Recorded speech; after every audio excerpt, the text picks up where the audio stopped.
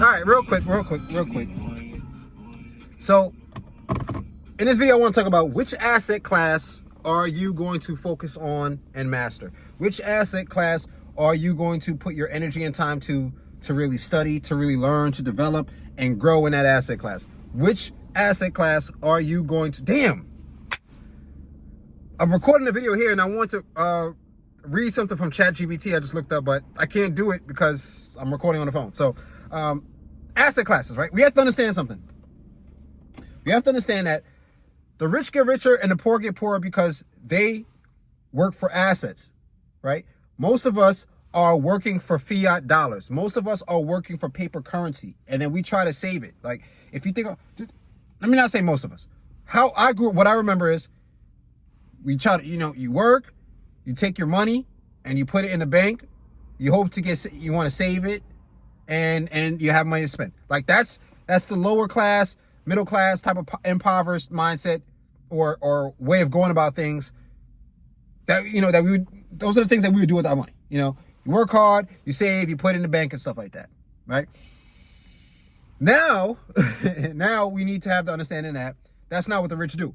The rich are buying and they're working for assets. Where most people go to school, they go, like, when you just think about the fact that we go into debt. So we start off at like zero would be right here, but we start off down here because we actually go into debt, not earning anything.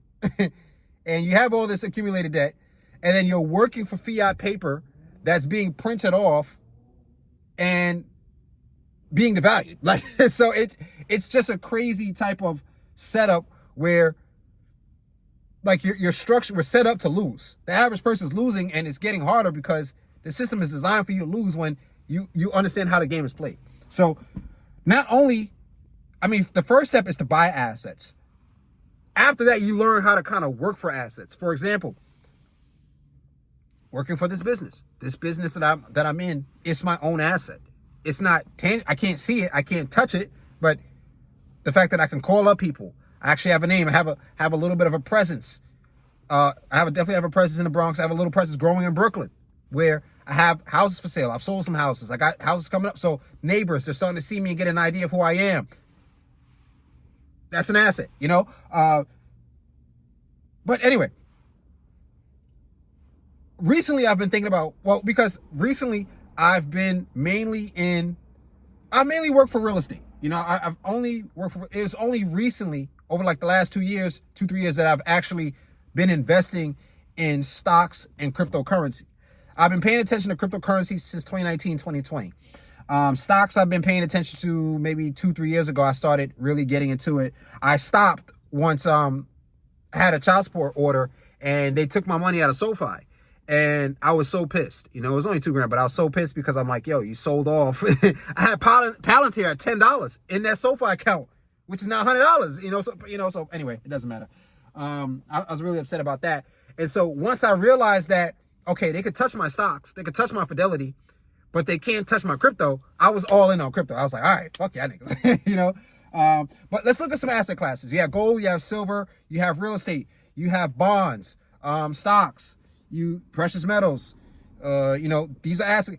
Looking at your balance sheet, your car could be your asset, but it's not going to be an appreciating asset. If you have payments on it, it's a liability. If you owe money on it, it's a liability. This car, Camry, 2005, it is my asset. And I mean, right now, the book value, I could probably get like $3,500. I guarantee you, it's going to go up to $4,000, $5,000 in the next couple of years. Why? Because it's a great car, easy to maintain, and everything is going up. Used cars, new cars. So I put this car on my balance sheet, to a degree. But to me, it's an asset. So it's paid off, whatever. These are assets. So we have to think about which asset class are we going to focus on to continue to enrich and sustain ourselves. If we have the mindset that we're just going to work hard and then we're going to put our money in the savings, or better yet, the old school days when you would have shoebox full of money, and we thought we was balling. You holding up the telephone money to your ear, okay, but your money's being devalued. So it's like we have to think smart about what we're going to do with our money. Now, in my previous videos, I've stated how, me personally, right now, I have money in stocks, I have money in crypto. I have money in gold and silver, and I have a very smooth, I have like $3,500 that I'm putting or contributing towards the real estate down payment that I'm going to be able to purchase in the next 6 to 9 months. Granted, I could cash out or not cash out, but I could take from here, take from there, and then be able to purchase the property. However, I don't want to do that because I like having some stocks. I like having some crypto. I like being diversified. I like having gold and silver and stuff like that. At the same time, now more than ever, we all see how important real estate is. Like, I understand stocks is important. Definitely you want to have your retirement account and stuff like that. But again, the average person, the middle class family, or poor, it doesn't matter. The biggest expense for most people right now is real estate. It's an apartment. It's your living expenses.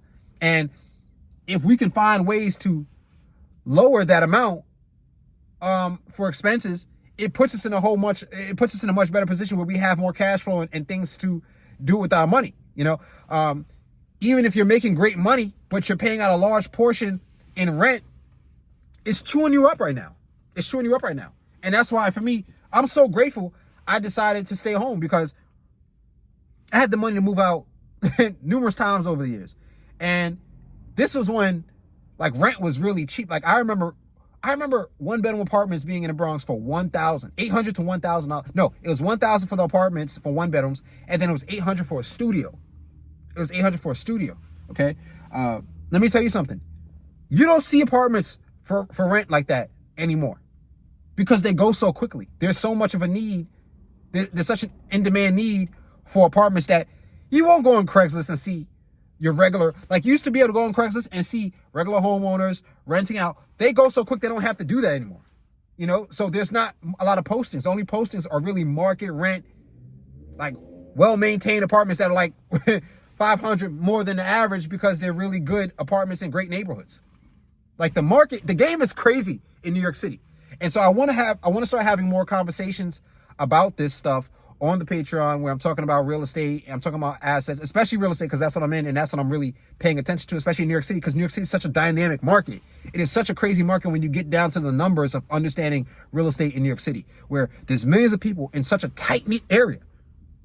So let me say it again. There's millions of people in such a closed, tight-knit area. And then when you look at the ownership rates for New York City, where like only 35% of these properties are homeowners. Everything else is owned by investors, corporations, everything else. So we understand that most of the property is owned by everybody else. There's not much of a negotiating room or anything else for someone else to get in. So everybody else is competing for such a small number of properties.